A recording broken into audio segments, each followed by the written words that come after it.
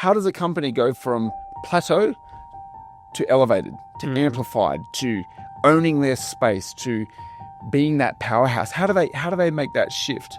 And a company really makes that shift when they understand on a intangible space what they offer. There's a fantastic advert that I saw and it stuck with me for a long time. Grammarly is a company that basically provides spell check and a little bit of AI assisted language correction.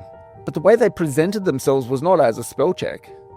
They presented themselves as bringing connection. We connect you with where you want to go. That's intangible, isn't it? That's something else. Nike, just do it. It isn't just shoes, it's an ethos. It's a way of living. It's an elevated state of being. And I think a lot of companies fail to see what they do. I've now realized that when you align your value, when you remove the limitations, you create opportunity. If you would like an opportunity, this is how you do it. You understand what you have to bring and you bring it with confidence and you own it. And so I begin to help people with that, and companies especially. They're stuck in this place of what they've always been, or just we've grown to this size, but we've lost sight of that intangible value. How do we level up?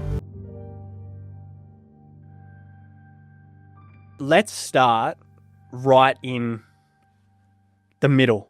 Right in the middle, and right at the point for you where things really began to change. I've always said that I wanted my life to be like a movie. There's something romantic about that until you're at the rock bottom. And I know you're familiar with the hero's journey, but part of that hero's journey is there's a rock bottom. There's a place where you come to the end of yourself. It's the death of one version of yourself and the rising again of another. And from that place, you get the elixir to life. And about 2 years ago, I found my company in a place where we were on the verge of bankruptcy. I was freaking out. I was like, how did we get here? This was never supposed to happen to me. And yet I found myself in this place. My loving wife said to me, there is a limit on this family and it's not me. Okay, what are you supposed to do with that? I had found myself with the hard truth of facing where I was at.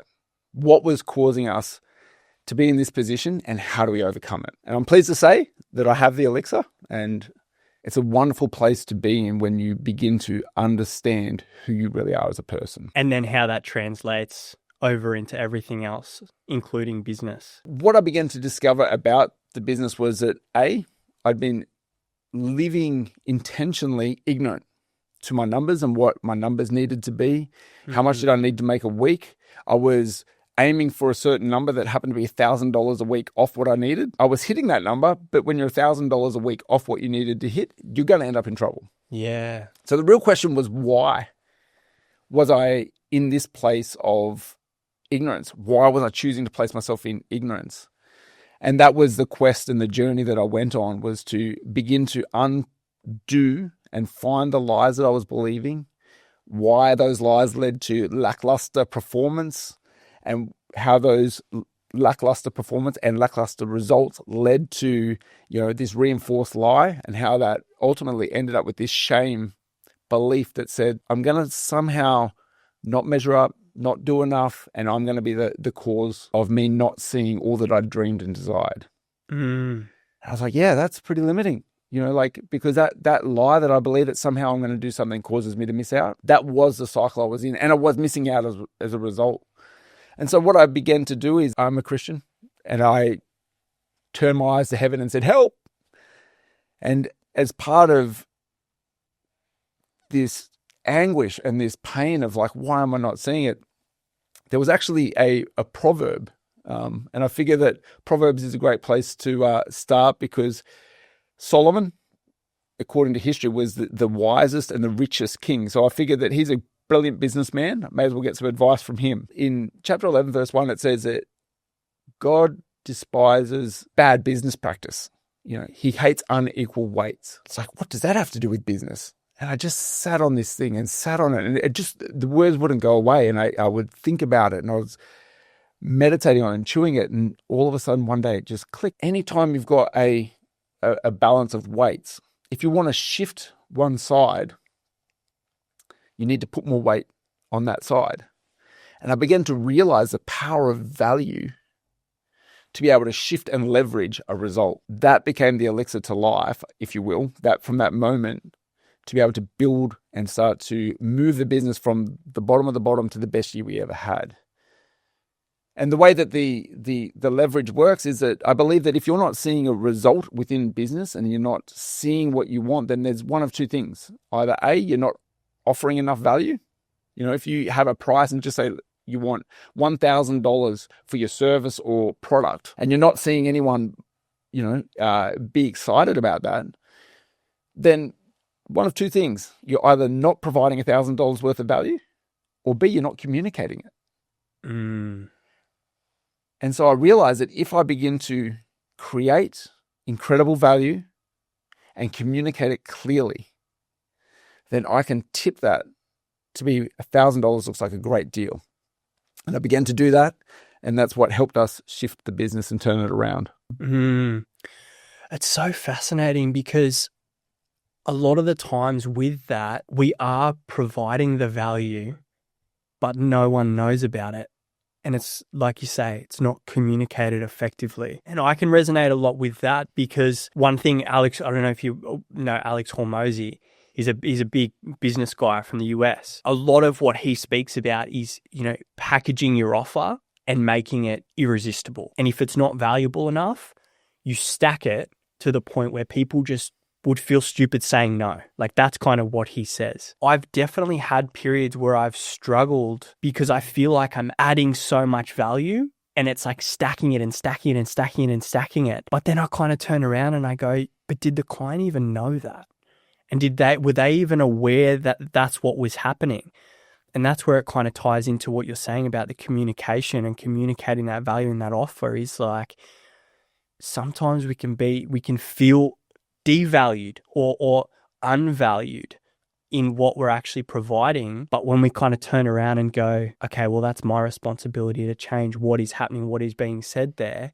Sometimes there's that fight to go, no, I'm worth it. People they just don't even know. Like, who are they? Like, I don't care. And then you end up in a place where you just go like this and you just go downhill. And then it's like, then you do get that wake up call. I love that. Can I jump in? Yeah. Where does value begin? Like, where does value begin for you? I'll use a little story and then I'd love to hear your thoughts. When I was young, I was going to be a rock star, like most young people that can play an instrument. And I got into recording bands. And I remember one particular session, I used to take all my gear and I would set it up in this rehearsal studio. And the band turned up, we recorded all day. I busted my guts so hard to record these great sounding songs. And at the end of the day, I was so proud of myself. I think I charged like $400 and we did 4 to 6 songs. Crazy amount of work. And I turned to the band and said, these sound great. What are you going to do? Oh, these are just demos. We're just going to show another producer and get them recorded up. And I was devastated. Talk about a gut punch. There's something to our own internal value that when we value ourselves and what we bring, I don't think I was fully aware of the way I valued myself or the way I saw myself or understood how much value I bring. I think it was a month later, same product, same service. I doubled my price. I went in, recorded these bands, did the same thing and asked the band, I said, what are you going to do with these tracks that I've produced? We're going to show everyone. They're great. We love them. We're going to get them pressed into a CD. We're going to show everyone CD. Yeah. Remember those? Yeah. Whack it on a floppy disk. So they responded because they invested into something. They placed value on something. They got a better result. So value is a weird thing. It really is this pendulum. And communication is a real big part of that, is communicating, but also the responsibility of finding, who our audience is, who are the people that have the ability to pay what we want. But I guess before we get into that, coming back to that question is, where do you feel that value begins? Because I think that probably is a good question to handle that angst we sometimes feel where it's like, I'm communicating so clearly or maybe I'm not. And my definition of value is that it is a very subjective thing. a very subjective thing. And I think my wrestle with value comes from probably the average of the feedback and interactions I've had with people around the value that I bring. And what I've found in the last 6 months is that I have seen both ends of the spectrum, where I work with people who don't communicate, who for many reasons do not value what I do, don't understand what they do.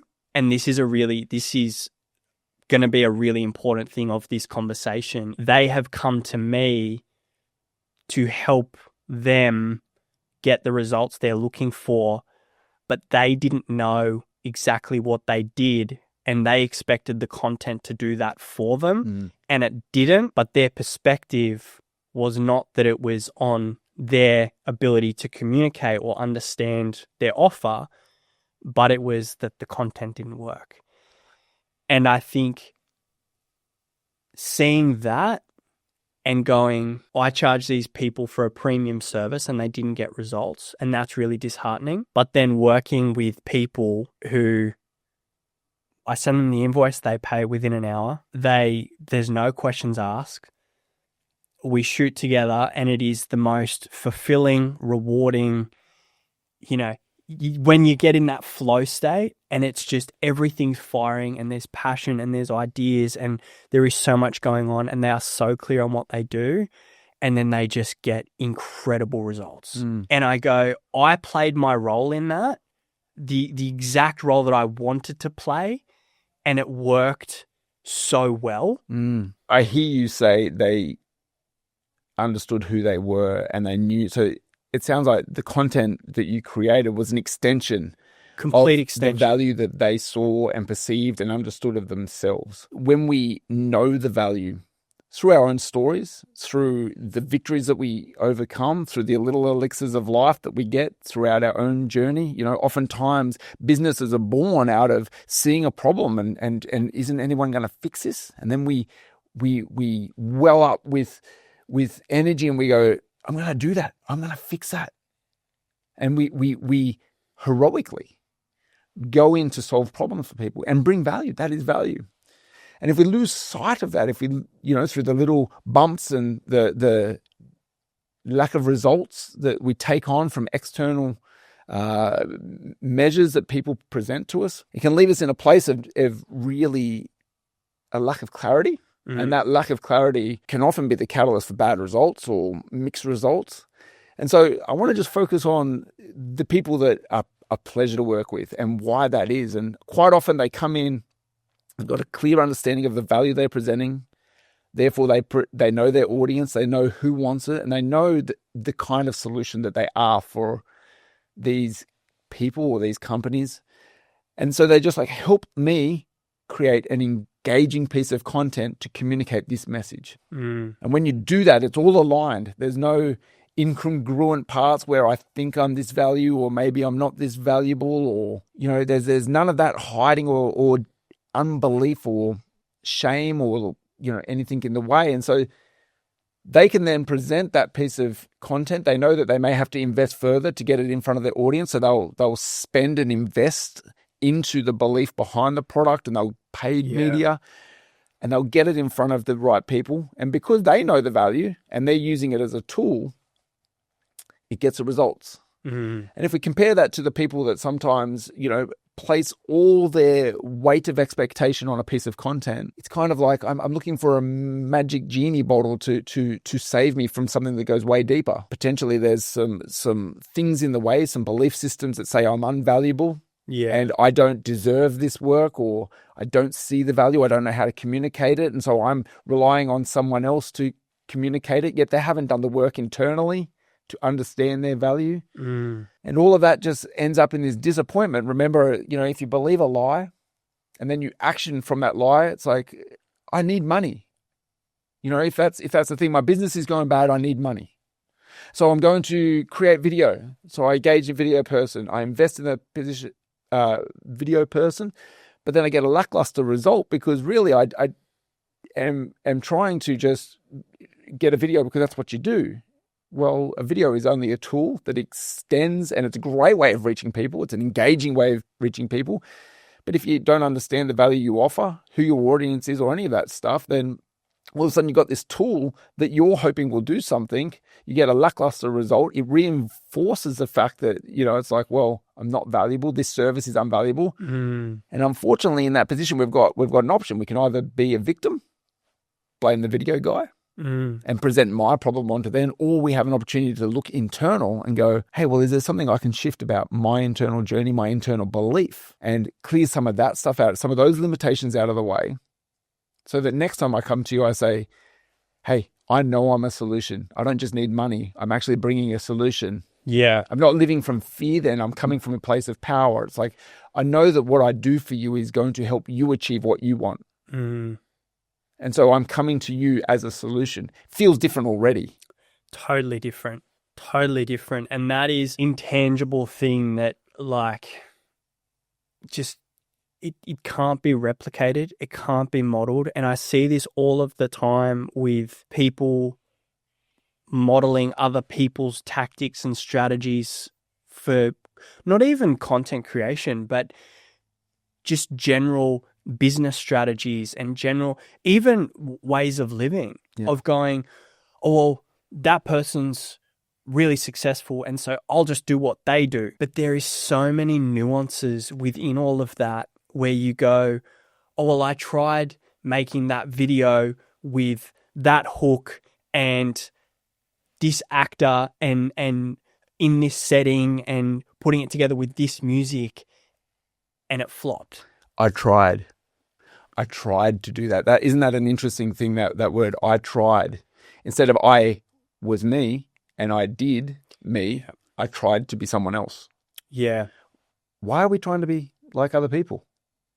I think that, if we come back to that question of where is our inherent value, it's like, Andrew, you're unique. There's only one Andrew Cooney in this world, and he is incredibly gifted, and he has an incredible view on this world, and he has a unique voice and a unique way of seeing things, and that is valuable. That's precious. You have done life in a way that no one else has done life. That gives you your own stories, your own victories, the own modeling of how and what you have to bring. If we start with that as the foundation, then all of a sudden that uniqueness of who you are becomes your special sauce. It becomes your Big Mac's special sauce. It's not just a hamburger anymore with lettuce, cheese, and a piece of meat. No, it's a Big Mac. It is special because it has a special sauce. And I feel like a lot of companies, as you said, they try this thing because that's what the other guy did to be successful. It's rooted in fear. I fear that I am not special, that I'm not valuable, that I've got nothing to bring. Therefore, I try on all of these different outfits to try to be like someone else instead of really embracing their story, owning it, discovering their value, and then communicating that clearly. That becomes a unique selling proposition. And we all know the power of a unique selling proposition to set you apart, to rise above the clutter, to rise above the noise.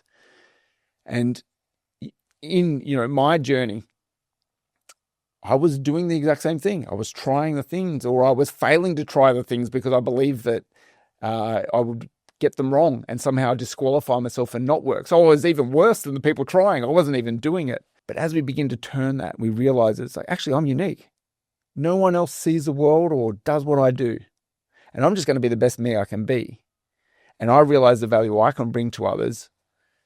That begins to shift things. And that's basically what I've reinvented now for my business. Like you, create content, but I've repositioned myself to really go after companies and the companies that have plateaued, companies that have outgrown their old story or are really struggling with systems and cycles that aren't working, and bring them back to that core thing that they started on.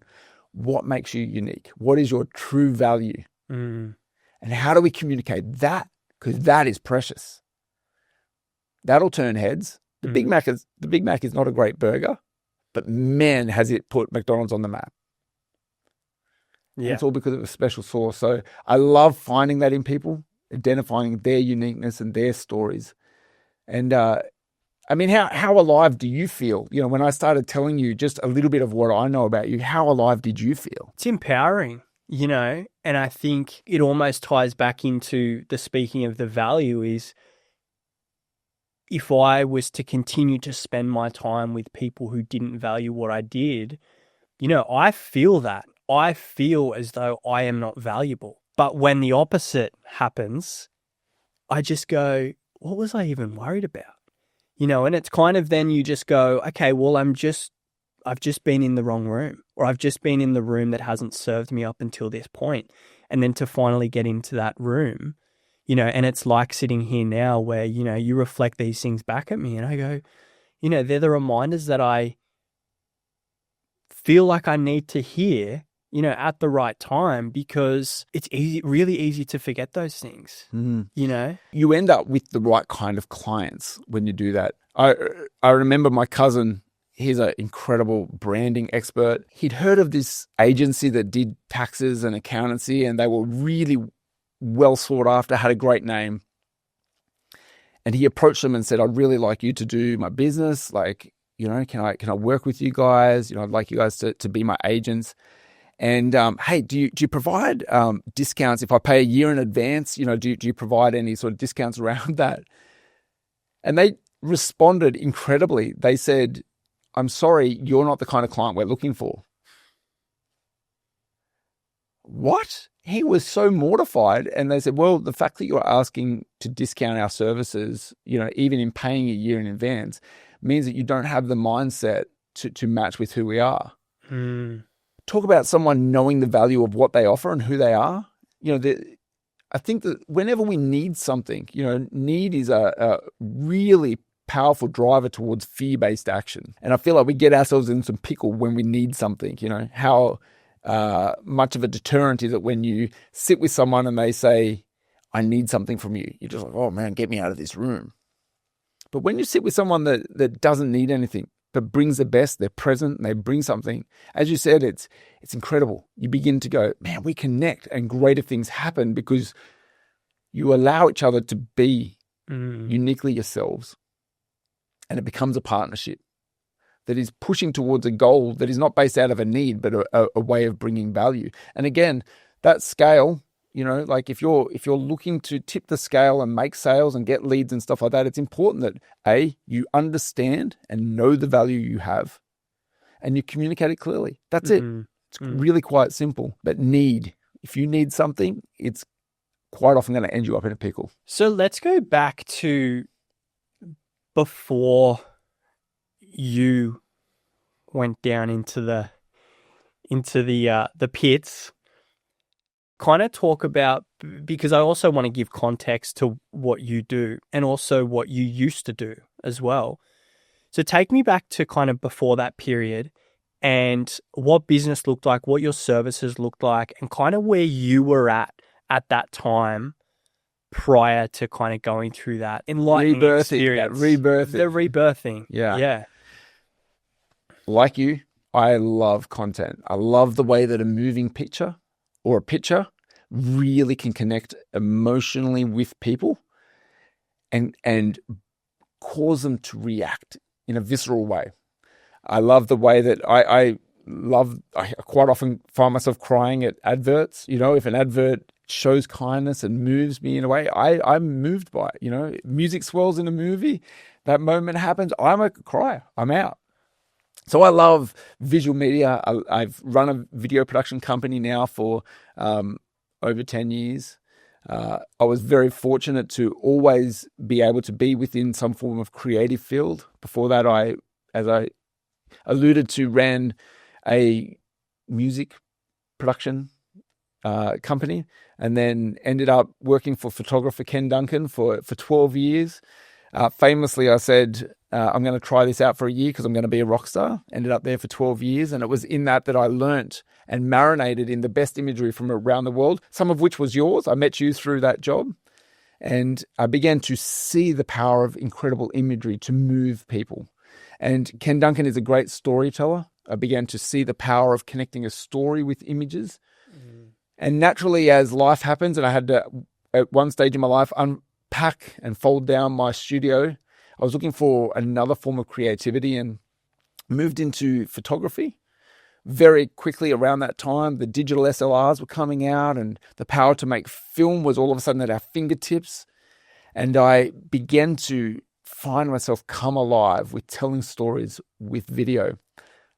I started a company. I loved engaging with clients to create content, especially content that really understood the brand, I guess I always have had this ability to see the gold in people and magnify it. And that's what I did really well. And so I began to create a business that was known for seeing the gold and being able to reflect the gold of a brand or something and reflect it well. Was very fortunate to word of mouth grow this company. Had an interesting stage where I had this love-hate relationship with social media. The reason I hated it because it started pressing on this lie that I wasn't enough. Every time I would jump on there, this measuring, this comparing with what you're doing, with what someone else is doing began to trigger me. I'm not doing enough. And it started to create or press on a deep lie that said that I'm not enough. Progressively, what began to happen was as the company grew and, I had a family, the needs on the company got bigger. The company had to produce more. And I found myself, before hitting the rock bottom, I got to a stage where the vision and the dream had outgrown the new story and the new place that I had to get to had outgrown what I could do in the old person. And that's pretty much, I think, what a lot of companies get to that stage. There's that moment where you're just like, this shell that we have no longer fits where we're going. That's what I've become passionate about, is that transfer of how do I get people and how do we shift them out of the limitations of that old shell, what their company look like, and present now, find the value of where they want to go and highlight that and communicate that. So catches you up on a little bit of my journey, a little bit of how and where I'm going and what I've done. I love people. I just love people. I love the way they work. I often go home to my wife and tell her not about the incredible shoot that I did. I was hanging out of a helicopter or I was filming this or that. I don't often talk about that. I go home and I say, I had a conversation with this person. And I got to tell them how amazing they were and I could see their eyes light up. That to me has always been my guiding principle for what and how I align my business. And I think now I'm just aligning a little more into that, in that I really want to help people understand the value that they have and help them communicate it clearly. Looking at how that big internal shift for you, which seems like there wasn't really much of a choice. It got to a point where it's like you either face it or you don't, like with that, and how that then translated into business, because you're taking an intangible, a very, deeply internal experience and something that isn't related to anything on the outer world. Obviously, the outer world manifests through the internal world. But how did that transform the physical world? How did that transform the physical world? And then, you spoke about, then you went on and had your best year ever. Yeah, I love that you're coming down to the practicals. There are a few very simple things that began to shift in me practically, and I still use these tools. And in fact, I guess I'm expanding on these tools daily even. One of the first things that I did was I created a quote calculator. Believe it or not, something as simple as understanding what goes into a job, understanding the hours, the resources, the intangible, some of them, and being able to put that on a piece of paper and it tell me a number, really began to rewrite the value that I had for myself. Quite often I would, send an email that said, oh, your project is going to be this much. Whenever you see a number, if there's no explanation for that number, it can be daunting. You get a number that says your video is going to cost $800 with no context for what's going into that. It's like, I don't want to spend $800 on a video. And so what I began to do is I began to find out what steps are involved for me. And I began to create a place where those things would be communicated to me and I could quickly pass that on to someone else. If the quote calculator told me it was that much, I was going to communicate that. And I was going to trust the fact that I had communicated enough value in that. So I created a Google sheet. I began to put down my numbers. What are all the steps? How many hours was I going to be there? How many hours of editing, would go into it? And I began to create this tool that was interactive, that I could very quickly paint a picture of the effort and tangible things that went into the product. And that shifted my average price of a product from close to, I think the average price of a video went from around $800 to $1,600. And then now, with being able to communicate some intangibles, which I'll talk to and touch on a little bit, that price has doubled again, and I know I bring that value, and I'm partnering with clients now that are happy to invest into it, and they do more with it because they see the investment and value in what I bring.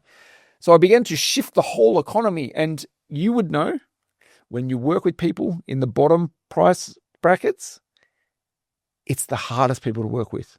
They demand so much. Yeah. They penny pinch. They scrutinize over everything because they themselves are in that place of lack of value for themselves. So their ecosystem can't handle value.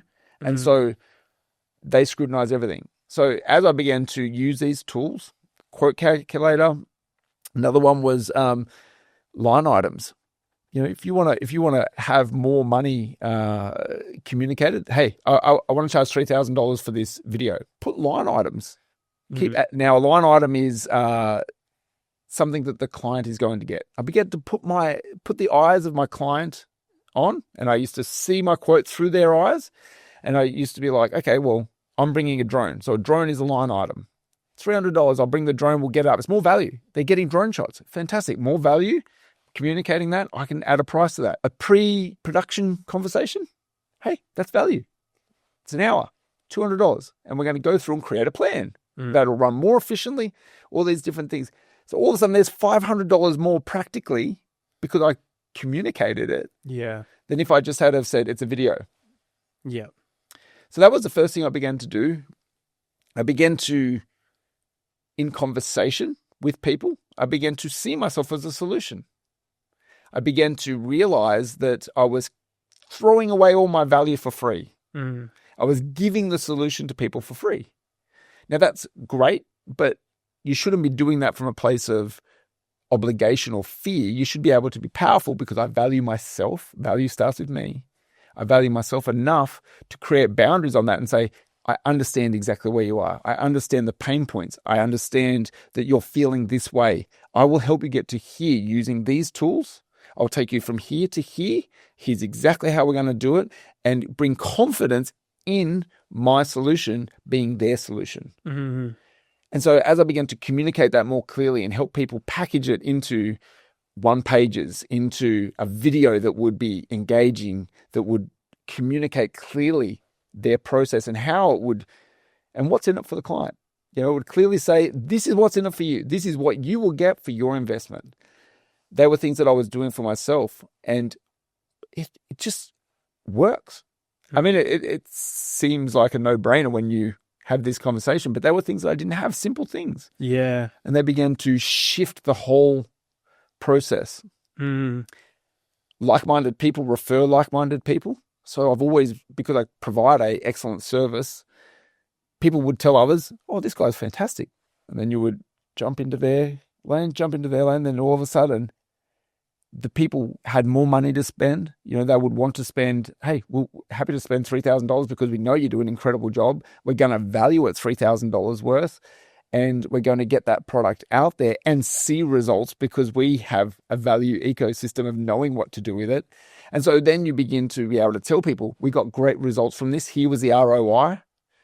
And you begin to shift into these places where people steward. Because part of the other thing that comes with a value economy is that you steward what you have. We talked about it earlier where people buy a video off you and then they don't steward it. They think the video is going to do everything, but they don't steward the fact that it's like, well, I haven't created an audience. I haven't got this message in front of anyone that I know. My mum might see it and my 3 closest friends and they'll like it. I've offered no value outside of that, no invitation to more value to get them to my website. So because I didn't think about this value economy. Mm. And so we don't steward it. So they were some of the key things I was aware and put down on paper my value, what goes into what I do. I communicated it clearly with clients, and inside of that communication created boundaries, packages. Would you like this or would you like this? Oh, we'll take that thing. We'll take the low one. And then you get to the job and they famously go, "Why are you here? Can you just do this?" I was able to say, "Absolutely, I can do that for you. I'll just upgrade you to this package that includes it." So I was able to have boundaries to show the value I had from my service. And they then get to choose. Oh, actually, no, we want to stay on budget. Guess what? I'm not investing more of my time into something that's going to make me no money. I can invest that into another project that makes me money. Therefore, my time starts to pay better. Or they go, "Absolutely, upgrade us. We see the value in it. I make more for my time." And so they were the practical things that began to shift me out. And I began to steward what I do and my, like I think farmers, they cast seed out and they water it and it grows into something. As creators, if we're not getting things out there and we're not communicating value and putting seed out there, we don't get the leads and then we don't generate work. So I began to understand my requirements to steward my seed and my time and invest back into myself because I am valuable. So that were the practical things that I did. I'm sure there's others that'll come out, but that really made a big difference in my business. And it kind of jumps a little bit into the next part, which is like I want to talk about the intangibles, because I think that when we're having a fight internally between, it's almost like there's a cognitive dissonance going on where it's like you said before, the calculator makes sense, but if we sit there going, "I'm not valuable and I'm not valued," and my past experiences and the way that I grew up have me trapped in this mindset of I'm not valuable and I'm not valued and whatever, again, the external world is going to reflect that. And so even though it makes sense that the calculator and understanding that value and putting that out there is important and vital, we sabotage doing that because of those internal beliefs. Yes. And so up until the point of not only understanding those beliefs, but shifting them, we're going to continue that cycle. Absolutely. And so this is a great little segue, and we'll talk about the intangibles of what a company offers. And it's really, how does a company go from plateau to elevated, to amplified, to owning their space, to being that powerhouse? How do they make that shift?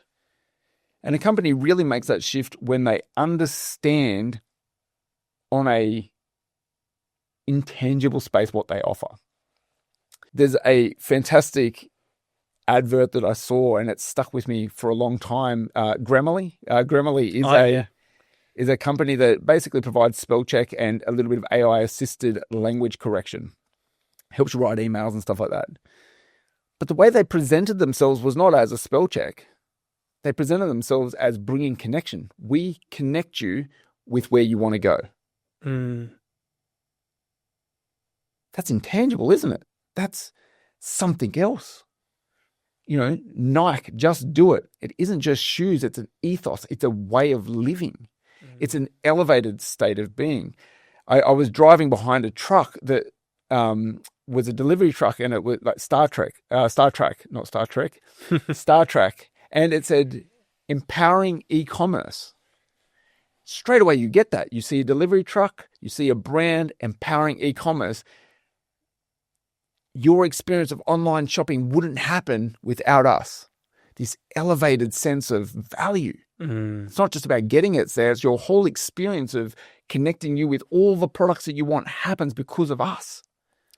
Yeah. And I think a lot of companies fail to see what they do. I've now realized that when you align your value, when you remove the limitations, you create opportunity. So what am I in the business of? Opportunities. I create opportunities through engaging content, through the removal of limitations and lies, and being able to shift that into understanding true value. I create opportunities. So that's what I'm starting to share with people. I'm going above into that aspirational place, calling people higher, saying, if you would like an opportunity, if you need an opportunity in any way, if you need to get a job, if you need to romance that love of yours, whatever it may be, this is how you do it. You understand what you have to bring, and you bring it with confidence, and you own it because you are unique. And there's only one Andrew, and he has so much to bring, and he will bring something of value. And so I begin to help people with that, and companies especially, they're stuck in this place of what they've always been, or just we've grown to this size, but we've lost sight of that intangible value. How do we level up? And so I love to help companies through the understanding of their unique stories and all of these different things, through really facing that internal monologue, working out how to shift that, and beginning to celebrate and embrace their journey and how they got to where they are, and how that positions them uniquely to bring value. It's going to be different for a medium to large size business versus a small business, because generally, yes and no to that actually, but generally a small business, 1 to 10 people or 1 to 20 people or whatever it might be, generally the business is heavily reliant on the founder or the person who started the business. I look at me as an example, providing a service with a small team. Everything kind of lands back on me, and so the beliefs and the way that I share my story and I create the story for the business is very, very, very important. Yes. Then from a larger business, it's probably there's more moving parts. But I'm interested to know, for you, what was the process that you took yourself through? Because I think you mentioned at the start, or it might have been off camera, you became your own customer based on what you wanted to now go out there and do after going through this period, this, ultimate low, shifting the way that you kind of did business and the services that you provided. You became that first customer. What was the process you took yourself through? Step one is understanding the truth of the value you bring. Sometimes it can be hard, we've been trained as society sometimes to falsely be humble. And I think that undermines the sense of the real value we have. And so I love to go in and begin to see the company from an outside perspective, of any size. The company can be 3 people, 1 person, can be 100 people, but begin to see the company and what it does, and begin to reflect back a mirror. Hey, this is who you are. This is the incredible things that you're doing. Look at what you're solving. And because I'm looking for the intangibles of what they're offering, I'm look at the possibilities that you open up for these people. Look at how easy you make life and how much peace you bring to people because of this solution you bring. And I begin to look at how these people are shifting the lives of others. And I begin to reflect that. And as they start to see it, one of 2 things will happen. They'll either come alive, or we'll begin to reveal this shame cycle that says, oh, that could never be me. An interesting thing is doubt. Doubt is to take oneself and to take it, disqualifies yourself as to say that, oh no, that could never happen to me. It's kind of wishful thinking. Oh, I wish that would happen, but it won't happen for me. And so we take ourselves out of that position of possibility and opportunity, and we sit ourselves outside of it. When you sit outside of it, you're not going to achieve it. It's because you yourself are going to sabotage yourself the whole way. So one of 2 things happen. You either go, oh my goodness, thank you for reflecting back. I never saw it in that way. I didn't have the words for that. And so now we can work on the wording and how we communicate that clearly. Or 2, we reveal an opportunity to go a little deeper and look at some of the limitations. How did these get in here? And I love that. I love lie busting. looking for lies and being like, well, is that really true? And if it wasn't true, what would that look like? So for me, I had to retrain my brain. I discovered a truth. I retrained my brain to this is truth. And I began to then take action from that truth. And it's an interesting thing that you can believe truth, but really it's in our actions that communicates whether we really believe it or not. I think a lot of people live in that wishful place of I know the truth. That's what you're talking about with I try on other people's systems, their approaches, their way of doing things, and they're trying it on without really looking at the internal. And that's going to be the biggest limiter. If you don't believe that you're someone of value, you'll never communicate that. You'll never be that for somebody. And you'll live in this place of I'm a victim or I need something from you. And we know that doesn't work. So you identify, you begin to retrain your brain, which could be that you begin to educate in a large company, where you have hundreds of people. It could be finding out how their purposes and their alignments, who they are as people, are aligned to the right key veins within a company so that one message, that one belief system actually flows through. That there's no key positions that are being held up by a lack of alignment, a lack of, it's like, I don't like people. Well, you're a people business. What are you doing in that position? Maybe you should be in this position. You'll find more fulfillment.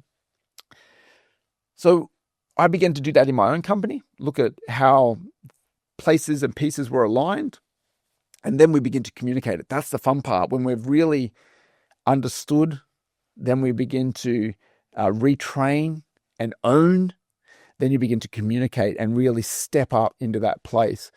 And so that's a process I took myself through. That's a process I take companies of any size. When you do get to large companies, you look at the core values of what made the company, like you sort of go back through their history, how they've adapted, and you begin to look at what the through line is of what each of those things speak to in terms of being a solution. And you begin to find these great narratives and stories and ultimately the intangibles that the company offers. And you begin to be able to communicate from that place. And they become really powerful places for any company to get around and to rally around and, make the vision clear. And if you go after that, everyone comes alive. We know what we're doing. We know why we're doing it. Yeah. And so, does that answer sort of that process? Yeah. Would you like me to go more practical or? No. So I want to dive a little bit into how that could potentially look. And for a business who up until this point maybe has communicated and marketed and seen themselves doing the things that they do on the surface level, come back to Grammarly. Grammarly is a glorified spell checker and an AI tool to help with spelling, arguably could be, they're the tool that makes people not seem so, grammatically incorrect or whatever it might be. But they've chosen to go and really paint themselves into the identity of who the person wants to be. And to get to that place, to understand that, there is a lot that has to happen. Apple is another perfect example. I don't think a lot of people realize, but Apple was going downhill up until the point where Steve Jobs left and went and started Pixar and came back and understood the power of storytelling and then came back and changed the entire way the company communicated to think different. 2 words. And it completely changed the trajectory of Apple forever. It's the promise, isn't it? It's the opportunity available to you. And I think that a key part that businesses failed to understand or to really capture and to separate them, to really create that amplified message is that intangible space. It's like, what does your client want? What are they looking to achieve? Like there are real people out there that need a solution that are really, they've got their own hopes and dreams. They've got their own desires. They long for things. What is it that you're doing to solve that? If you can understand what they want and provide it and really paint a clear picture of I am providing this. If you are this kind of person and you're looking to go there, my product or service is going to be the bridge that gets you between A to B and that aspirational piece, then you are going to succeed because people are hungry for a solution. It's the truth. Yeah. People really want a solution. Think different is amazing because it's like creatives. It's like it speaks to identity. Who are you? Do you think different? Do you want to think different? Do you believe there's more? Are you aspirational? That's why you see a lot of creatives are on max. Why? Because I think different. They own it as an identity. I'm a person that just does it. I get out there and do it. I'm a doer. I'm a can-do person. I wear Nike to reflect that. I'm an adventurer. I wear Patagonia. Whatever it may be. Yeah. We align with brands because they give us an opportunity to step into a destiny that we desire, to an identity. That's what great brands do. Yeah. You know, a plumber may just fix taps, but really what they're doing is they're providing an opportunity for the household to keep running. You know, and I'm sure if we unpacked it more, we could begin to find these incredible intangibles about the way they go about doing it and the power of that. But, you know, for years, plumbers have just been saying, well, we fix pipes and stuff like that, you know? And so like when we get the bill of, you know, thousands of dollars for fixing a pipe, we're mortified. We're ripped off. But really, like, mate, if you ain't going to fix the pipe yourself, you got a big problem with your household, don't you? Yeah. You know? Keeping households running could be a plumber's mantra. You know, the way we do that is we fix a pipe if it's broken. But like you can see how that power in knowing your audience and where they want to go and connecting your service or product with the journey that gets them there, it sets you apart. It becomes exciting. It elevates your voice. It elevates the results that you will receive because people, when they're scanning through the hundreds and thousands of services, someone that truly knows what they offer and the solution they are, jump out because all their language is aligned. It's potent. It's dialed in. It's focused. It's got clarity and it's sharp. And so, whoa, what's that? They jump out.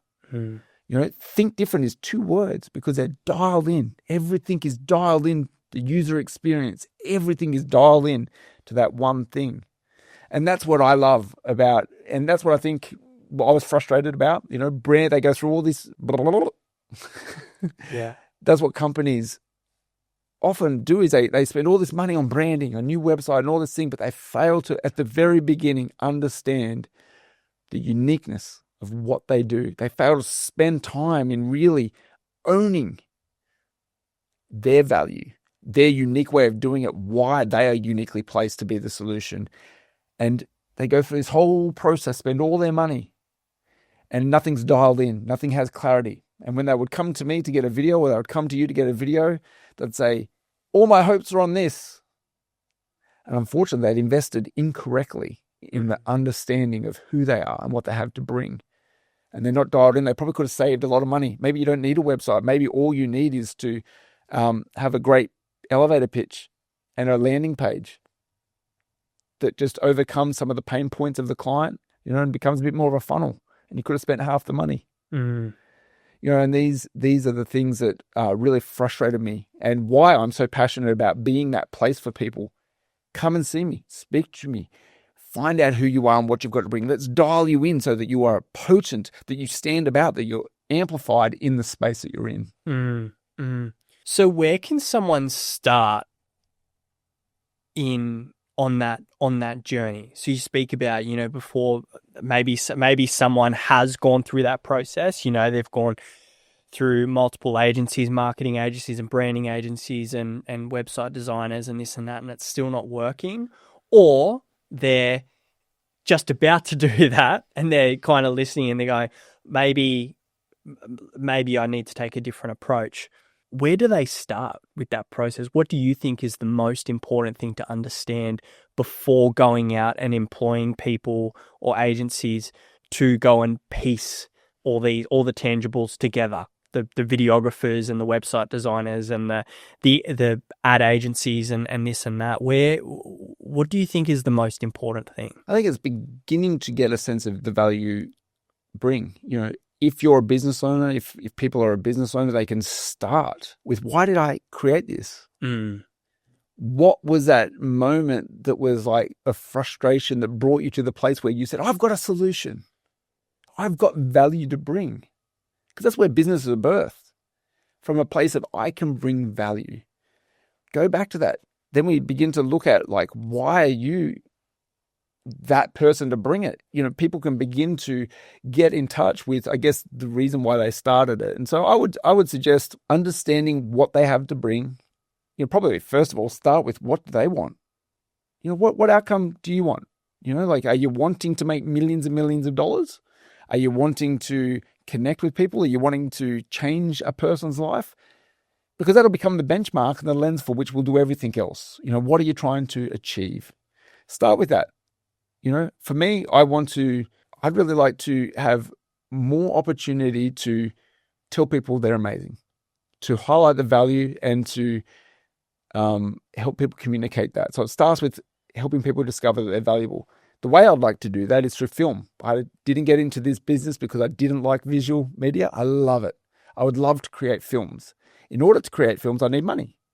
So I'm motivated to generate income in order for me to be able to fuel a passion that is sustainable, because it's all birthed from that one unique place. It goes with me wherever I am, whether I'm today with you, whether I'm speaking to the barista behind the counter, whether I'm speaking to my wife or my kids. It's this place of, let me help you. Let me hold up a mirror, show you who you are, and reflect it back to you. So it starts with that place of, what do you want? Get clear with it. Get rid of all the other junk. Get clear. I want to do this. Because, you know, if a person discovers that it's a really big thing they want to do, then they've got to think bigger, and they may need help. They may need to surround themselves with bigger thinkers to get them there. If it's something that can be achieved with one person, maybe they've got a huge company and it's just a headache. Maybe dialing back is the better solution. It will bring more fulfillment to their everyday, because they've surrounded themselves with administration they don't need, resources that they're having to put out in terms of wages and all these other things. So what do you want is where I would start. Who can help me get there? You know, what do I have in my arsenal? Like, can I create videos? Can I fix someone's tap? Can I provide better grammar for people? And then when you sort of like align those and you sort of find that healthy thing of, okay, I know what I want to achieve. I know what tools I have. When you have the outcome that you want, the value you can bring, then you start to, who can help me? And you understand your audience. I think that if people do that, they can do a lot of the work themselves. They can begin to understand, oh, my client's going to want this. This is what they're trying to solve. Put on the goggles of your audience. View everything that you do through their eyes. How is it bringing them more value? How is it communicating value? And then begin to shift your whole narrative to point towards always bringing value. And then you'll tip the scales. Yeah. And it's a really interesting point too. You said a lot of the times people can do the work themselves. And I think that's really interesting, because I think that, again, the theme of this conversation centers a lot around value. And one thing that I notice, and I'm sure you've noticed it through your business as well, is people generally start a business because it was the thing that they needed, or it came from a place of they went through an experience where they got introduced to this and they fell in love with it because they believed in it so much that they went and dedicated, an entire business to it. And there's a lot to be said in that, there is a really strong and powerful story behind that. And understanding that story, not through having, coming to someone like you, to help unpack that, amazing, but also we know that story. Like, we know that story better than anyone else. A lot of the times we just haven't really sat down to really think about it and understand it and reconnect with it and go, damn, like, this is why I started. This is the reason why I do it. And it can be, we can get lost in business a lot. I know for me, I get lost all the time. But when I reconnect with that why, and you said before, it's that thing that comes with you no matter where you go. Our purpose. And it's that thing that whether it's happening through, you sitting down with someone to understand their story for their business, or it's through the barista, or it's through doing a film, that's all. The purpose is always there. It's the sustainable driver. Yeah. Your purpose, and that's part of what there's a company called The Purpose Co. Cara Jones, she's actually a Central Coast person. Her whole business is designed to help people discover that purpose. She's got an incredible process that she takes people through, and I believe you even came along on one of the sessions, and she has an incredible way of helping you, again, understand and communicate that purpose, and that becomes our North Star. It becomes the thing that gets us excited. And without that, life can be meaningless. You can be forever chasing something. And honestly, you could have all the money in the world and be unhappy. You see it all the time. Why do incredible stars lose their life to lack of hope or whatever when they've got everything, perceived everything? It's I would wonder whether they lost sight of that North Star. Part of the key to success of my journey was accountability. The nature of deception is that you don't know you're deceived. And an incredible thing happens. I've talked a lot about holding a mirror up. And I think that when the power of engaging with someone else is that they can hold up a mirror and say, really? Because this is what I see. And part of my change actually came from working out with my brother. I realize I'm a little older now, and that once fabulous body that you have, no matter what you eat, began to change into a dad bod that I got very comfortable with. And I realized that I was going to have to shift something. And so I knew that it was going to be easier to get up in the morning twice a week at 6 a.m. if I had someone that was going to be there and hold me accountable. And so I became that for my brother, and he became that for me.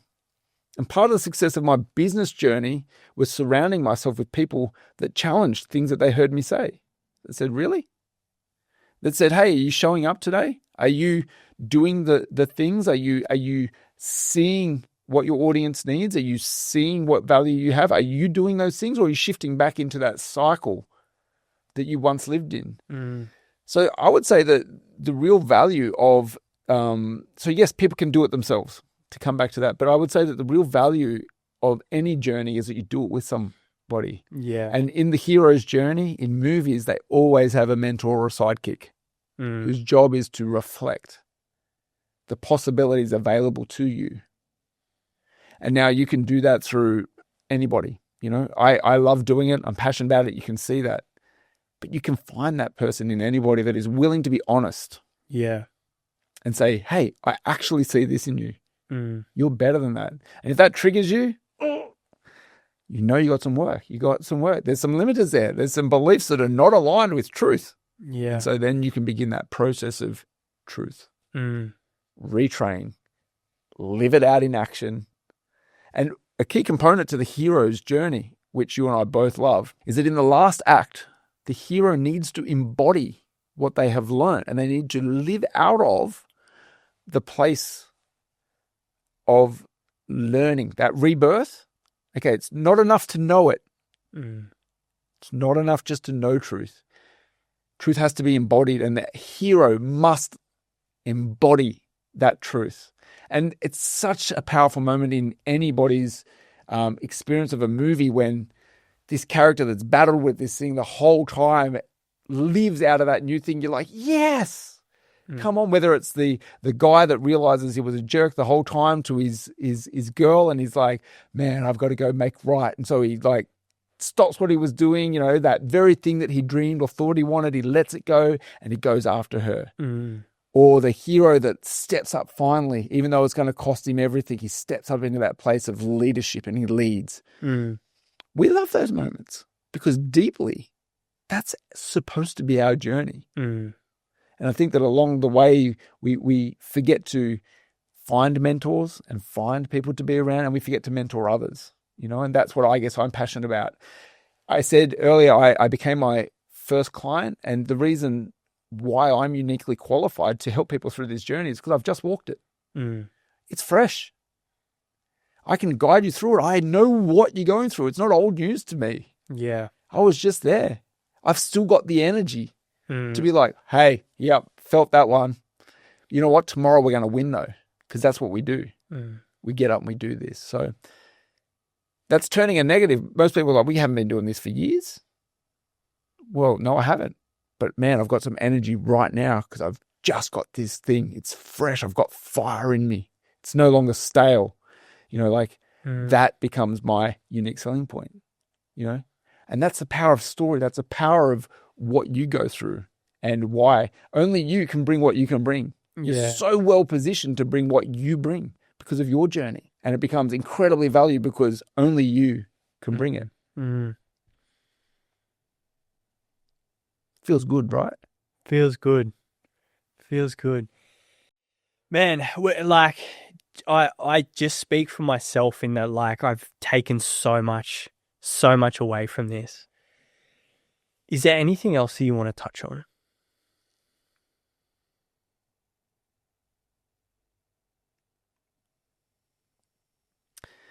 I think that we've been lied to as a society to say that value is an internal job first.